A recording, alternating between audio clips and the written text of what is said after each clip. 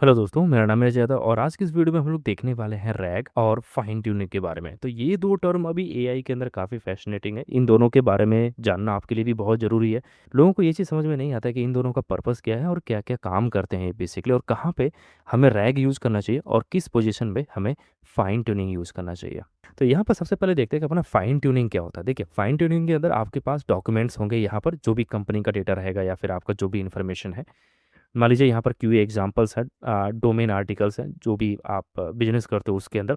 ये जो पूरा डेटा होता है ना, इसको हम लोग कन्वर्ट करते हैं एज अ ट्रेनिंग फॉर्म के अंदर। जैसे कि यहाँ पर डॉक्यूमेंट्स है, इसको हमने कन्वर्ट कर लिया ट्रेनिंग डेटा के अंदर।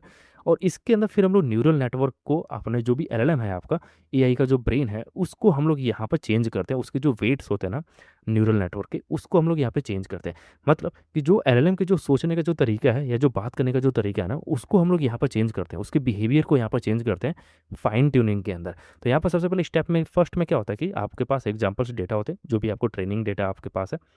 फिर आप मॉडल को आप ट्रेन करते हो, और जिस हिसाब से आपने मॉडल को ट्रेन किया हुआ है, आपने उसके ब्रेन को बेसिकली अपने हिसाब से डेवलप किया हुआ है। तो अब वो आपको जवाब भी उसी हिसाब से देगा। जो भी आपने उसको नॉलेज दिया है, ये उसके दिमाग का भी पार्ट बन गया है ना। तो ये इसलिए यहाँ पे लिखा है, knowledge becomes part of the model. अब इसके के बेनिफिट्स क्या-क्या हैं? देखिए, ये हमारा कंसिस्टेंसी यहाँ पर अच्छा लगता है ना, सेम आंसर्स एवरी टाइम आपको मिलता है, क्योंकि आपने मॉडल को ही आपने ट्रेन कर दिया अपने आंसर्स पे। कस्टम स्टाइल होता है, जिस स्टाइल में आप चाहते हो, उसी स्टाइल में आपका एलएलएम आपको जवाब देता है। तो यहाँ पर जो भी आपकी कंपनी है, जिसके बारे में भी, उसके हिसाब से आप अपने एलएलएम मॉडल को आप यहाँ पे ट्रेन कर सकते हो। किसी एक चीज़ में वो एक्सपर्ट बन जाता है ना? जिस चीज़ के बारे में आप उसको सिखाओगे, उसमें वो एक्सपर्ट होगा बेसिकली, उसी हिसाब से आपको जवाब भी देगा, और यहाँ पर एक्यूरेसी उसकी काफ़ी अच्छी होती है।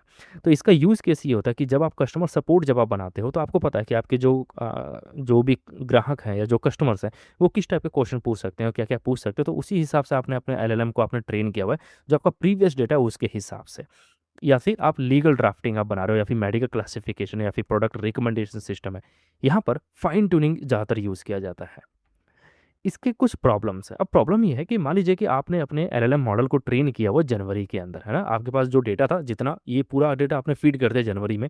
फरवरी में आपका कुछ पॉलिसी चेंजेस आ गए, है ना? और मार्च में कुछ नए प्रोडक्ट्स आपने लॉन्च कर लिया, और अप्रैल में क्या हुआ कि आपने कुछ प्राइसिंग अपडेट कर दिया। अब जो काम हुए हैं ना ये तीनों, इसके बारे में आपके एलएलएम को पता ही नहीं है। तो यहाँ पर जो इन्फॉर्मेशन है उसको रिटेन करना बड़ा मुश्किल हो जाता है। तो यहाँ पर क्या है कि every change in the real world makes your model outdated, क्योंकि आपको पता ही नहीं है, क्योंकि आपके मॉडल को नहीं पता कि भाई क्या हुआ है इस बीच में। क्योंकि आपके मॉडल को तभी पता चलेगा जब उसको वापस आप ट्रेन करोगे, है ना? क्योंकि फाइन ट्यूनिंग में यही हो रहा है कि आप अपने मॉडल को आप ट्रेन कर रहे हो बेसिकली। तो यहाँ पर ये क्या है कि ये एक्सपेंसिव है, बहुत ज़्यादा खर्चीला है, क्योंकि जब आप ट्रेन करते हो एलएलएम मॉडल को, तो आपको पता है कि आपके मॉडल के सारे वेट्स इधर-उधर होंगे। तो वहाँ पर आपको जीपीयू वगैरह लगाना पड़ेगा, और वहाँ पे काफ़ी आपका खर्चा बढ़ सकता है, या तो आप कोई एक थर्ड पार्टी का आप सर्विस लो। क्योंकि पहले ट्रेनिंग के लिए आपके पास सफिशिएंट डेटा होना चाहिए। फिर उसके बाद आप अपने मॉडल को आप ट्रेन करोगे। ट्रेन करने के बाद आपको पता चला कि यार अब इसके पास नॉलेज आउटडेटेड हो गई, कुछ इन्फॉर्मेशन चेंज हो गई है। तो ये इश्यू थोड़ा फाइन ट्यून के साथ में रहता है। अब आता है हमारा रैग सिस्टम। तो रैग के अंदर क्या होता है कि जो भी आपका एलएलएम होता है ना, जो एआई मॉडल होता है, उसको हम लोग एक लाइब्रेरी का एक्सेस दे देते हैं, या आप एक डेटाबेस यहाँ पे समझ सकते हो।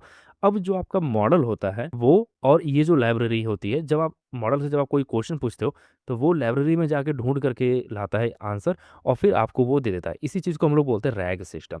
तो रैग क्या करता है कि ये चीज़ों को मेमोराइज नहीं करता है, ये याद नहीं रखता है कोई भी इन्फॉर्मेशन को, ये बस यहाँ पड़ी रहती है आपके डेटाबेस के अंदर, या फिर आप एक लाइब्रेरी इसको बोल सकते हो। यहाँ पर जो भी इन्फॉर्मेशन पड़ी रहती है, और फिर उसको वहाँ से फैच करके फिर आपको इन्फॉर्मेशन ये दे देता है। ये होता है रैग। तो रैग कैसे काम करता है? मान लीजिए आपने यहाँ पे पूछा कि what is return policy? Return policy क्या है?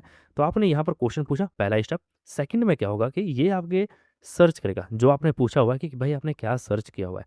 अब जो भी आपने ये चीज़ सर्च किया हुआ है कि भाई रिटर्न पॉलिसी, इसके बारे में अभी डेटाबेस में से रेलेवेंट इन्फॉर्मेशन ये फैच कर लेगा। जो भी मैचिंग का डेटा रहेगा ना, वो वहाँ से फैच कर लेगा आपके डेटाबेस से बेसिकली। और फिर उसको वो एलएलएम को दे देगा, और फिर एलएलएम अपने हिसाब से उसको तोड़-मरोड़ करके जैसे भी उसको पेश करना है, वो आपको यहाँ पर दिखाएगा। तो ये होगा आपका फाइनल आंसर जनरेटेड, जो आपका एलएलएम या एआई आपको देगा। तो बेनिफिट्स के अंदर यही होता है कि जो भी आपके डॉक्यूमेंट्स हो गए, पीडीएफ होंगे, ये सब अप टू डेट रहेंगे आपके लाइब्रेरी के अंदर। और आपका जो एलएलएम है, जो एआई मॉडल है, वो सेपरेट है इस चीज़ से। और बीच में है आपका रिट्रीवर, जो कि इन्फॉर्मेशन फैच कर रहा है आपकी लाइब्रेरी से। तो यहाँ पर आपका फ्रेश डेटा होता है, जो भी अपडेट होगा वो आपको लाइब्रेरी में अपडेट करना है, आपको मॉडल के अंदर अपडेट नहीं करना है। कोई ट्रेनिंग की ज़रूरत नहीं है यहाँ पर, और हमेशा अपडेट रहेगा आपका, और लेस हैलुसिनेटेड रहेगा। हैलुसिनेशन का मतलब होता है कि झूठ बोलना, और बहुत अच्छे से झूठ बोलना, ताकि सामने वाले बंदे को पता ना चल सके, है ना?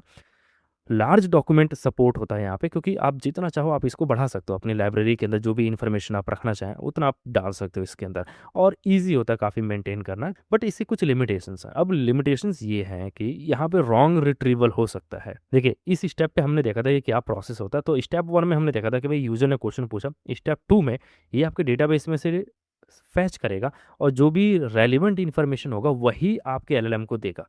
अब ये जो रेलेवेंट इन्फॉर्मेशन है, मान लीजिए यही गलत होगी, तो यूज़र ने कुछ पूछा और वो जवाब कुछ यहाँ से ढूँढ के लाया और उसने एलएलएम को दिया। अब एलएलएम को जब गलत डेटा मिलेगा तो वो गलत ही जवाब यहाँ से जनरेट करेगा, है ना? तो ये इसकी एक लिमिटेशन होती है। तो यहाँ पर इसीलिए लिखा है कि भाई रॉन्ग रिट्रीवल, रॉन्ग आंसर। अगर रॉन्ग डेटा अगर आप डेटाबेस में से फैच कर रहे हो, तो एआई तो रॉन्ग आंसर देगा ही, है ना?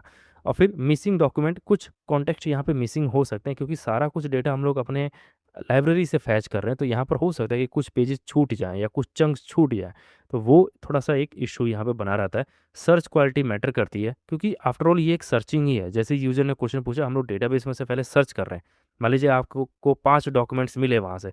अब ये पाँचों डॉक्यूमेंट्स आपने एआई को दिया। अब ये पाँचों डॉक्यूमेंट्स में से मान लीजिए कि कुछ गलत हैं यहाँ पे, तो उसकी सर्च क्वालिटी होती है ना, वो यहाँ पर मैटर करती है। अगर सर्च क्वालिटी अच्छी है, तो आपका एआई अच्छे से बिहेव करेगा। अगर सर्च क्वालिटी अच्छी नहीं है, तो फिर ऑब्वियसली आपका जो जवाब रहेगा ना, वो यहाँ पे गलत रहेगा। कब हमें रैग यूज़ करना है और कब हमें फाइन ट्यूनिंग यूज़ करना है। देखिए, ये रैग अपना जो होता है, ये जहाँ पर नॉलेज बहुत ज़्यादा चेंज हो रही है, प्राइसिंग वगैरह का मैटर है या कुछ ऐसी इन्फॉर्मेशन है जो हमेशा चेंज होती रहती है, वहाँ पर रैग आपका बहुत अच्छा रहेगा। कंपनी का जैसे डॉक्यूमेंट हो गया, इंटरनल नॉलेज बेस हो गया, आपका पीडीएफ चैट हो गया, रियल टाइम आपको इन्फॉर्मेशन फैच करनी है, यहाँ पर आपको रैग यूज़ करना चाहिए। फाइन ट्यूनिंग जब करना है, जब आपको मॉडल का बिहेवियर ही चेंज करना है कंप्लीटली, है ना? कस्टम राइटिंग स्टाइल, जो आपका एलएलएम है, उसको एक कस्टम स्टाइल होना चाहिए उसके लिखने के तरीके में, स्पेशलाइज़ किसी एक चीज़ में वो स्पेशलाइज़ हो जाए अपना, है ना? जो एलएलएम है, स्ट्रक्चर्ड आउटपुट, एक अच्छा-सा आउटपुट आपको चाहिए एक प्रॉपर वे में, तो वहाँ पर आपका फाइन ट्यून में काम आता है। और कोई एक ऐसा टास्क जो रिपिटिटिव टास्क ऑप्टिमाइज़ेशन है, उसको आप यहाँ पे कर सकते हो। लेकिन जब आपका प्रोडक्शन की बात आती है कि जो कंपनी होती है वो कैसे यूज़ करती है अपने एलएलएम को, तो वो फाइन ट्यून भी करती हैं और रैग भी रखती हैं, दोनों रखती हैं। इसीलिए उनके पास एक पावरफुल एआई सिस्टम होता है। तो फाइन ट्यून क्यों करती हैं वो? क्योंकि मॉडल के बिहेवियर को वो चेंज करती हैं अपने हिसाब से, जैसा उनको चाहिए।